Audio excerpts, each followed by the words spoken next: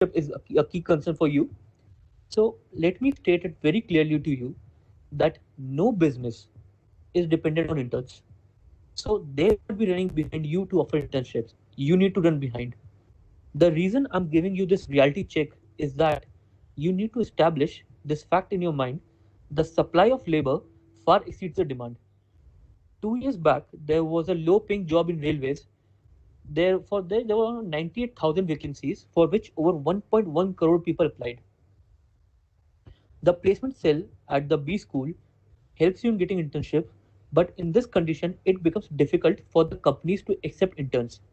So what you need to do is start engaging with people from corporates. We have an extensive alumni network.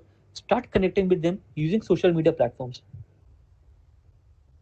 I'll just share how I landed my internship. So I did my internship at Crizzle. So Crizzle used to organize a competition, CYTL. It's Crizzle Young Thought Leadership Competition. I'm not sure whether they still do. So we were supposed to write a research paper on different economic topics. I do not remember the exact topic on which I wrote.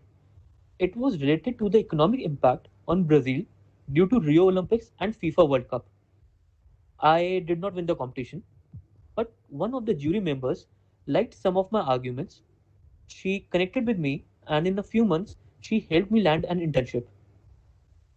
For you, I'll give you a hack how you can connect with people from industry. I know an MBA student from a college in Noida.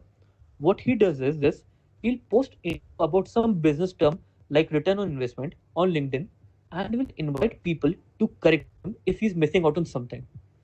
People have a habit of correcting others, so he gets a lot of comments, and this way he's engaging with people. Another aspect I want to cover about the internship: what you need to do in 2 months of your internship. You will learn skills, you will learn attitude, and you will develop your approach. Nobody expects you to master an area or solve a business problem in 2 months. What I did at Crizzle was that I worked on their monthly newsletters across 8 sectors to identify new opportunities that are emerging for their clients. What I learned was how to conduct a research, how to filter out the noise and focus on the important aspects. If you recall, I talked about how I could deliver better content in presentations.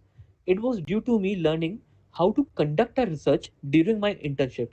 This skill helped me a lot in my master thesis as well, which you will be doing in your second year. Also, it helps me a lot today as well.